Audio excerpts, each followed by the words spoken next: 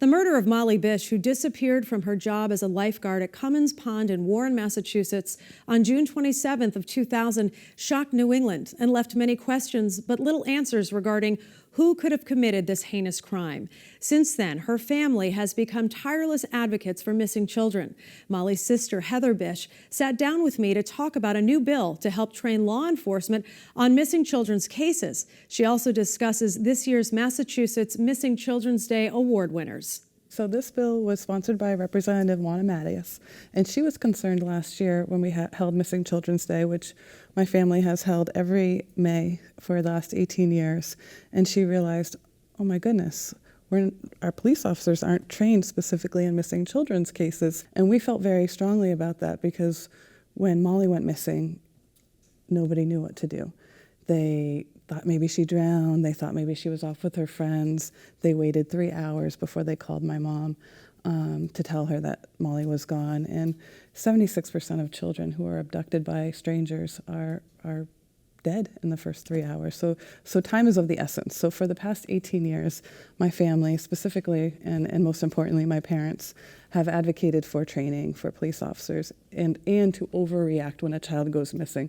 It's better to put all those resources in and find the child is at a friend's house or at a neighbor's house or hiding in the woods because they're mad, and be able to recover that child, because when a child is lost or out there without any protection, they're vulnerable. They're vulnerable to the elements of the world and to predators. And so we've always felt strongly about overreacting and training. And so Representative Bish sponsored this amendment to mandate that there's at least 2 hours of training on missing children's cases, and that this would happen in 2019, but it will be something that is new to the new police officers, but something that is covered for all veteran police officers as well. And they're going to follow the guidelines from the National Missing and Exploited Children's Center. So we were very excited and relieved and happy that this is taking place finally. And of course, when this happened to your sister, Amber Alert was not activated yet. So, and you talk about overreacting, but it makes sense, right? I mean, just to cover all of your bases immediately when somebody's not there. Absolutely. And we now know, too, our foundation was literally built on a kitchen table. We found out so many things after Molly disappeared that we didn't know about. You know, we lived in a small central Massachusetts community. We barely locked our doors. We knew all our neighbors. We felt safe. And now we know that children are often victimized by people that they know. We know that a child is recovered 1 in 6 times more likely to be recovered with a specific photo ID. So that's sort of where our foundation was born. Molly was the 3rd child, so we didn't have great pictures of her. My parents could barely find the camera by that point. My brother and I might have worn them out a bit, I'm not sure. But we had pictures of Molly being silly and at her prom and dressed up with makeup with her friends, but we didn't have a good standard shot of her. And, that is the biggest help for recovery, because you can get those pictures out across the country and people can start really looking for your child.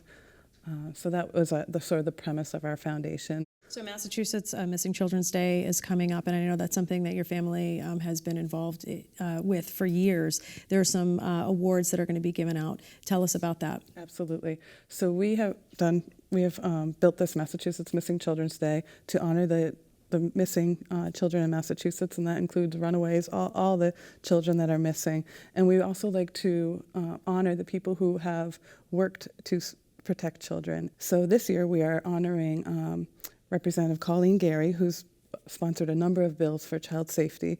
We're honoring Tommy McDonald, who is kind of known as Tommy Mac. He is starting a new show called Mission for the Missing, and he's really looking for projects to support families. And finally, our law enforcement award is going to our Hampden County DA's office for their work on the Lisa Ziegert case. So I want to talk to you about that. I know that you're close to the Ziegert family. Yes. And when you heard that news after 25 years that finally there was an arrest in the case, I mean, what was your reaction? I was so relieved that we have one family that's able to feel justice, maybe to feel a little less afraid when they walk down the street, or, are able to, there is no closure, but there is an ability to say, this bad thing happened and somebody is going to be accountable for it.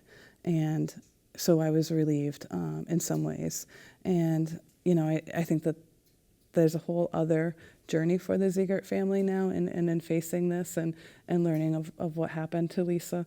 But, we stand with them, we hold their hands, we hold their hearts. And does this give you hope that a break can happen for your case as well? Absolutely, absolutely. I think that it gives hope for all families of unsolved murders. It provides hope that if you don't give up and if you doggedly go after these people, and I really admire the DA in Hampden County for his just dogged determination in solving this case. And I'm hopeful that our own district attorney will take those same efforts and try to solve the cases in Worcester County.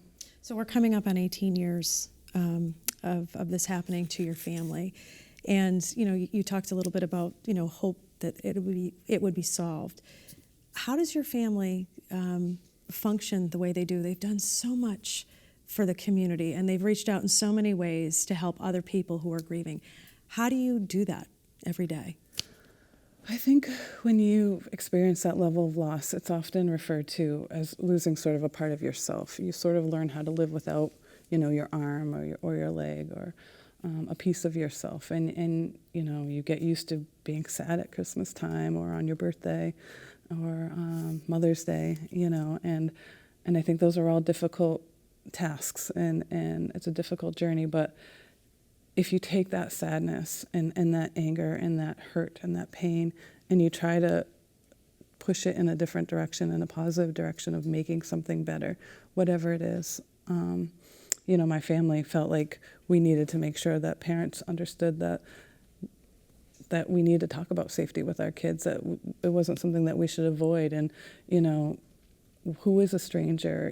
Just because you see someone delivering ice cream or the mail, you think you know them, but are they a stranger or are they someone you know? And what are your safety protocols? And so I think putting your efforts and your energies in that direction, it gives you an outlet, and it makes you better able to cope with the sadness and the hurt and the anger and the pain.